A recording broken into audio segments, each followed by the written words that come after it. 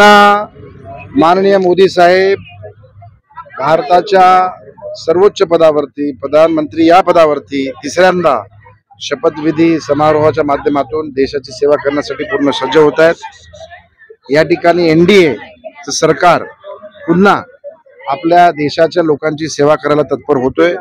आज हा जो जल्लोष आपल्याला नवी मुंबई भारतीय जनता पक्ष परिवाराच्या वतीनं करण्याचं सर्वांनी योजलं आणि मोठ्या संख्येने बघाल की नगरसेवक, नगरसेविका, शहराचे, इतर मंडलाचे, इतर प्रकोष्ठचे पदाधिकारी या ठिकाणी येऊन त्यांनी जल्लोष केलेला आहे।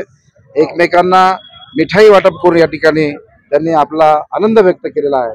मला विश्वास आहे की आम्हाला थोडंसं दुःख या गोष्टीचं आहे की सीट नक्कीच या ठिकाणी कमी झाल्याचं आम्हाला दुःख आहे। श्रेष्ठ आमचं नेतृत्व या ठिकाणी नक्कीच या संदर्भामध्ये पुढची रणनीती करेल, परंतु मला विश्वास आहे की ज्या पद्धतीनं दोन्ही ज्या सरकारचे 10 वर्ष पूर्ण केले त्याच पद्धतीनं तिसऱ्यांदा सरकार हे जोमानं काम करेल। ज्या ज्या गोष्टी या निवडणुकीमध्ये जनतेला जे आश्वस्त केलेलं आहे की या गोष्टी आम्ही करू, जे मोदी साहेबांनी सांगितलेलं आहे ते एनडीए सरकार पुढच्या 5 वर्षात पूर्ण करेल।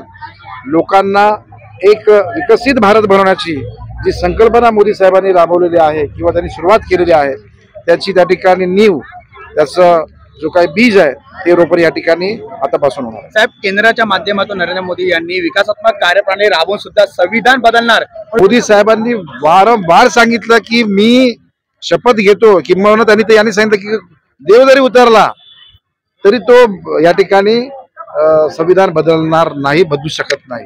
जेव्हा इतका आत्मविश्वास दिला, परंतु आम्ही कुठेतरी कमी पडलो। जनतेच्या मनामध्ये जी काही एक भीती निर्माण केली होती की संविधान बदललं जाईल 405 झाल्यावरती, निश्चितपणे आम्ही फार छोटे कार्यकर्ते आहोत।